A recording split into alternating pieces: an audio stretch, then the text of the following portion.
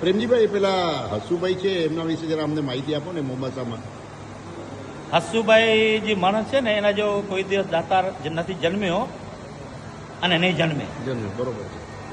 આજે 40,000 માણસોને દરરોજ સવાર બપોર સાંજ જમવાનું ફ્રી ઓફ ચાર્જ અને ટેબલ ખુરશી ઉપર જમવાનું.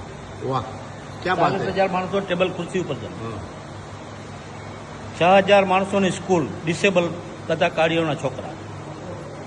આજે એ લોકોને બધાને જમવાનું, રહેવાનું ને ભણવાનું, અને 10 છોકરા પાછળ એક કેરટેકર, એને જમવાનું ને રહેવાનું બધું ત્યાં. વાહ, શું વાત છે.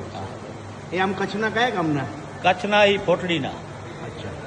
અને અહીંયા મોમ્બાસામાં એમનું બધું કામકાજ?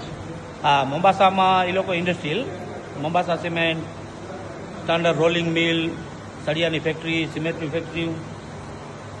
અને રોજ કેટલું આમનું વર્ષ વાર્ષિક દાન અનુદાન કેટલું તમારા હિસાબે અંદાજે વર્ષનું લગભગ 500 કરોડનું દાન કરતા હશે. ઓહો, બહુ મોટી વાત છે.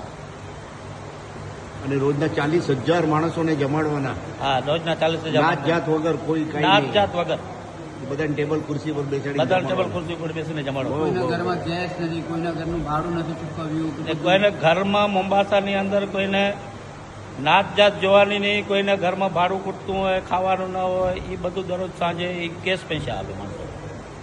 અને પોતાની જે જિંદગી લાઈફ એકદમ સિમ્પલ હતી, સાદી જિંદગી. કહું છું ને, એ લોકો ફોન રાખતા નોકિયાનો ઓલો જૂનો ફોન 3110 એકદમ જૂનો આવતો હતો, 1200 હા, રૂપિયા. એ ફોન રાખતા. શું વાત છે. આજકાલના છોકરાઓએ આમાંથી પ્રેરણા લેવી જોઈએ. આજકાલના છોકરા આમાંથી પ્રેરણા લેવી જોઈએ. હા, હા, સાચી વાત છે. એને કેટલી એમની ઉંમર કેટલા વર્ષ હતી? ઉંમર કઈ 55-56. બાપરે બાપ. ભગવાન લઈ ગયા અમને લાસ્ટ યર.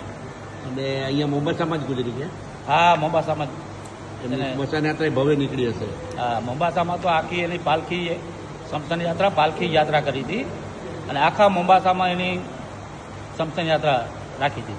એટલે લાખો માણસો જોડે. લાખો માણસો જોડે. વાહ, શું વાત છે. ચાલો.